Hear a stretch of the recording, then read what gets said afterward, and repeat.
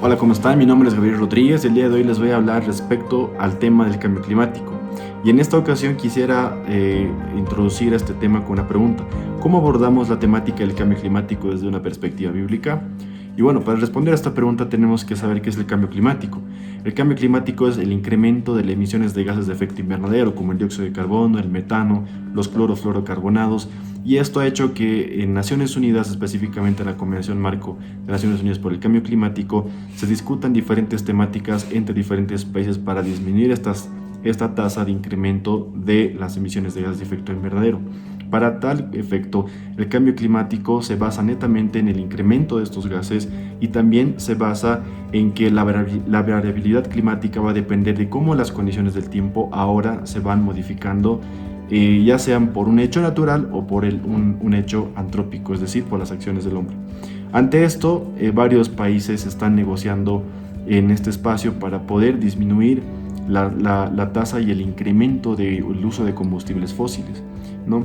Pero esta pregunta de cómo abordamos el cambio climático desde una perspectiva bíblica nos tiene que dar respuestas centradas en la palabra. La primera respuesta que podemos ver es analizar los datos históricos a partir de la concepción de la creación del mundo. Nosotros vemos que la creación ha sido establecida en 6 días de 24 horas. Hay mucha gente que dice que la creación ha sido concebida en millones de años. Y si nosotros partimos de este hecho de que la creación ha sido establecida en millones de años, estaríamos vindicando que realmente el cambio climático tendría un origen antrópico, es decir, basado en los hechos del hombre.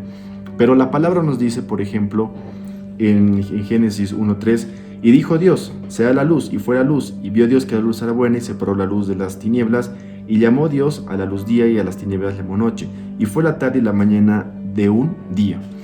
La palabra día en el hebreo significa la palabra yom, y esta palabra en ningún momento nunca se refiere a un lenguaje plural, está hablando en un lenguaje singular. Lo que está queriendo decir esta palabra es que cada vez que se repite la palabra yom, se está refiriendo a días ordinarios de 24 horas. Esto podemos verlo, por ejemplo, indicado cuando dice y fue la tarde y la noche en el mismo contexto del capítulo 1.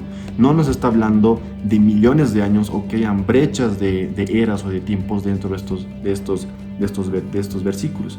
En ese sentido, cuando entendemos esa concepción, tenemos que trasladarnos a que la evidencia histórica en la Biblia habla, por ejemplo, en Génesis 1:31, que todo Dios, lo que había establecido en la creación, ha sido hecho bueno y en gran manera, es decir, la creación no tenía alguna corrupción, la creación no tenía daños a la atmósfera, es decir, no había un cambio climático como tal.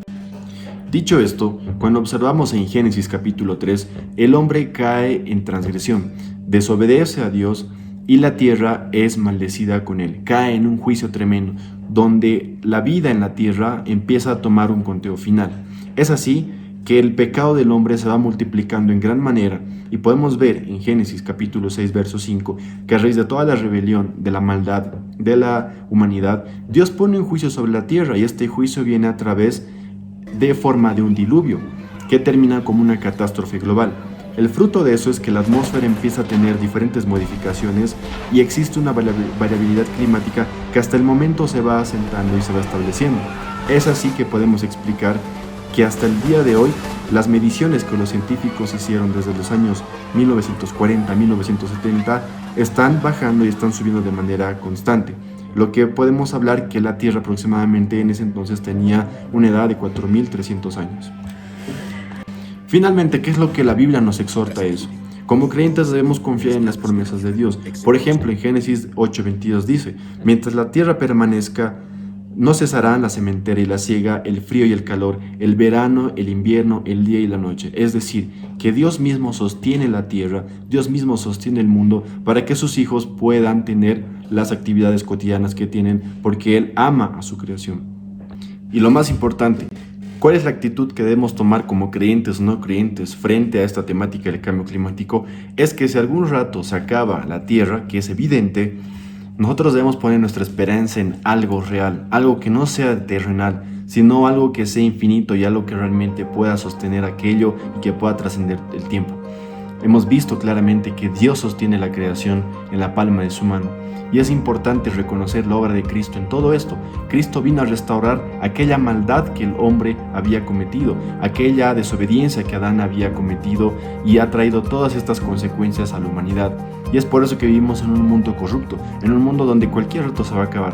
La palabra dice que cielo y tierra pasará, pero su palabra no va a pasar. Es decir, nuestra esperanza debe estar puesta en Cristo. Si nosotros confiamos y confesamos que Él es nuestro Señor y nuestro Salvador, y reconocemos nuestros pecados y nos arrepentimos de esto, vamos a vivir con Él. Y no vamos a vivir en una tierra que esté finita, no vamos a depender de las temperaturas, no vamos a depender de cuántas emisiones de gas de efecto invernadero puede el hombre emitir, sino que nuestra esperanza va a estar en aquel en quien gobierna por siempre y para siempre.